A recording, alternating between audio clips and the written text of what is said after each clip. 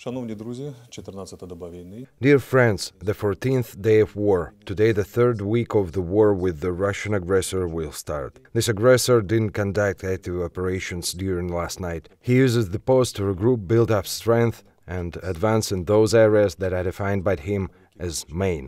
Kyiv, Kharkiv, Mariupol, Mykolaiv. But he fails as the armed forces of Ukraine and other defense forces inflict powerful missile artillery airstrikes on the enemy, preventing him from advancing. The situation is controlled by the military political leadership and the command of the armed forces and other defense forces. We inflict damage to the enemy. He loses moral and volitional qualities. Most of the time he is in a helpless state, surrenders to our troops and transfers the main efforts to the emotional and psychological space. By the way, our experts found that most information they provide about the destroyed Ukrainian equipment is actually the destroyed equipment of the Russian troops, but they film or show it in such a way that the armed forces of Ukraine are allegedly suffering losses. The armed forces of Ukraine and the defense forces are suffering losses. We honor the memory of our heroes, but these losses are much smaller compared to the enemies. Why I'm talking about this? Because many are already asking. Also, the leadership of Ukraine is making great efforts to evacuate civilians from Sumy, Chernihiv, Kharkiv, Brovary, Gostomel, Bucha, Mariupol.